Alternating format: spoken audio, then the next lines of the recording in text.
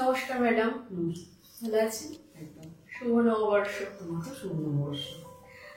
তো ম্যাডাম, আপনি এই যে ব্যান্ডেলে ফ্ল্যাট বুক করেছেন এলিট স্কয়ারে, চিনসুরা হাইটসে, তো আপনি এলিট স্কয়ারে কেন ফ্ল্যাট বুকিং করেছেন? অ্যাকচুয়ালি সেটা বলতে গেলে একটু একটা কথা বলতেই হয়, না বললে এই যে প্রপার্টিটা এখানে তৈরি হচ্ছে তাহলে সেগুলো অবলা থেকে যায়। অনেক জায়গাতে আমি ব্যান্ডেলের ফ্ল্যাট দেখেছি, চুঁচুড়িগুলো দেখেছি, কিন্তু আমি আমার ঠিক রিকোয়ারমেন্ট মতো পাচ্ছিলাম না। তো ফাইনালি রিকোয়ারমেন্টের থেকেও একটু বেশি পেয়ে গেলাম যখন আমি এখানে আসলাম। এখানে আসার পরে দেখলাম যেভাবে এখানে 3টে টাওয়ার উঠছে, একটা ফ্লোরের যেভাবে সবকিছু ব্যবস্থা, বাইরের দেওয়ালের ইটগুলো যে কোয়ালিটির দেওয়া হচ্ছে, সবকিছু দেখে আমার খুবই ভালো লাগলো। এবং তারপরেতে ভালো লাগলো যে এটা একদম রোডের ওপর, আবার রোডের ওপর মানে মানে মিছিল যে কোনো কিছুর আওয়াজ এখানে আসবে না, ধুলোবালি আসবে না, কিন্তু প্রপার রোডের ওপরে, স্টেশন একদম কাছে। আচ্ছা, আমার ছেলে বৌমা যখন তাদের বাচ্চা কাচ্চা নিয়ে আসবে, এই বাচ্চা কাচ্চা যে প্লে গ্রাউন্ড থাকবে সেটা ওরা ওখানে ভালোভাবে সিকিউরিটির সাথে খেলাধুলা করতে পারবে। এই বেরিয়ে যাচ্ছে সাইকেল বাইক দৌড়াদৌড়ি, এই ব্যাপারটা থাকবে না। যেমন একটা পুরো পাড়াঘরের অ্যাম্বিয়েন্স এখানে একটা ভাইবটা টোটালি থাকছে।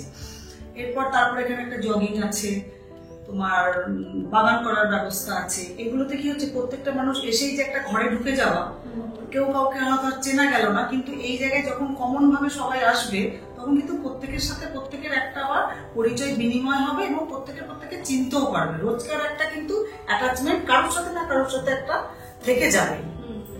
এইগুলো আমার খুবই ভালো লেগেছে। ম্যাডাম, এলিট স্কয়ারে আপনি এনকোয়ারি থেকে ফ্ল্যাট বুকিং করা অবধি আপনার অভিজ্ঞতাটা যদি একটু শেয়ার করেন। আমি এসেছিলাম মোস্ট প্রবলি একবার মার্চ মাসে, তারপরে আমার ইপসিতার সাথে কথা হয়, তো তারপরে বিভিন্ন কারণে একটু আমি আসতে পারিনি। তারপরে যখন আমি দেখলাম একটা অফার চলছে 15ই আগস্টের মধ্যে, তো তারপরেই আমি এখানে আসি। এসে সব রকম কথাবার্তার মানে কিরম টাকা ডাউন পেমেন্ট করতে হবে, কি করতে হবে, আমার কতদিন কি সার্ভিস আছে, সবকিছু আলোচনা করি। তো দেখে তখন আমাকে বলা হয় যে না, আপনি এখান থেকে লোন পাবেন এবং আপনার ব্যাংকে যেতে হবে, আমার তো এরকম সার্ভিস আমি কি করে করতে পারবো। বলো কোনো চিন্তা করতে হবে না, আপনি কোন ব্যাংক থেকে লোন নেবেন, কি করবেন শুধু বলুন, বাকিটা সব আমাদের যারা স্টাফ আছে সবকিছু অ্যারেঞ্জ করে দেবে। তাহলে তো খুবই ভালো। তো তারপরে কথাবার্তা হলো কোন ফ্লোরটা আমি চুজ করব, কোনটা কি করব, সেটা ওনারা জেনে নিলেন। জেনে নেওয়ার পর আমি যখন এসেছিলাম তখন মোটামুটি জাস্ট বুকিং শুরু হচ্ছিল, মানে আমাকে পুরো ফেলেই দিয়েছিল যে কোনটা আপনি নেবেন, আপনি চুজ করুন। তো যাই হোক, আমি যেটা নিয়েছি সেটা আমার খুবই পছন্দের হয়েছে। তারপরেতে লোনের জন্য আমি বলেছিলাম স্টেট ব্যাংক, তো ওনারা তখন স্টেট ব্যাংকের লোক আমার যখন অফিস ছুটি হবে, আমি যখন বাড়ি আসবো, আমি ফ্রেশ হব, তারপরে পাঠিয়েছেন। মানে এটা আমার পক্ষে খুবই সুবিধা হয়েছে। যেটা আগে ব্যাংকে গিয়ে পড়ে থাকতে হতো, ডকুমেন্টস সব চেক করা, মানে এভরি ডকুমেন্টস আমার কাছে ছিল কিন্তু আমাকে অফিস আওয়ার্সে তাহলে করতে হতো। তো সেগুলো আমাকে কিছুই করতে হয়নি, মানে এখান থেকেই সবাই আমার বাড়িতেই পুরো চলে গিয়েছিলেন ব্যাংকের লোক, স্টেট ব্যাংকে। তারা গিয়ে সই সাবুত করা, ফটো নেওয়া, আমার ওখানকার স্থানীয় কারোর নাম্বার নেওয়া, যা কিছু অফিসিয়ালি ব্যাপার আছে টোটালটাই আমার বাড়ি থেকেই হয়েছে। তার জন্য আমাকে একটা দিনের জন্য ছুটি করতে হয়নি।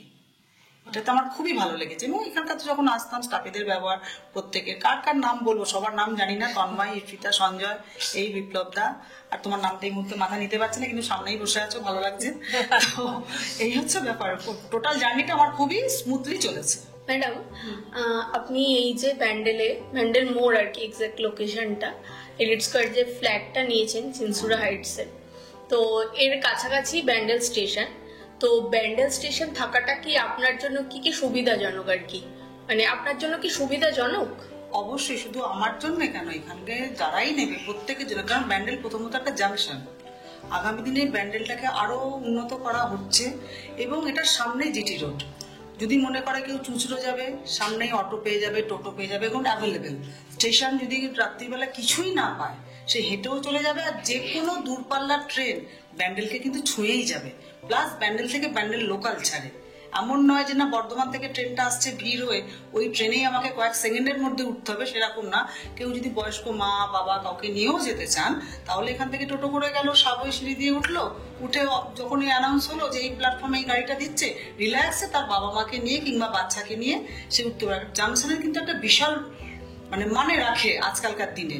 সবসময় রাখে, কিন্তু আজকালকার দিনে বিশেষ করে, কারণ প্রত্যেকটা মানুষ এখন চলমান, কেউ বসে থাকে না। তো এইটা সুন্দরভাবে এত নিকটে ব্যান্ডেল স্টেশনটা নয়, ব্যান্ডেল জাংশন স্টেশন এতটাই নিকটে, সেই জন্য এটা তো অনেক বেশি মাইনে রাখে এই পজিশনটা।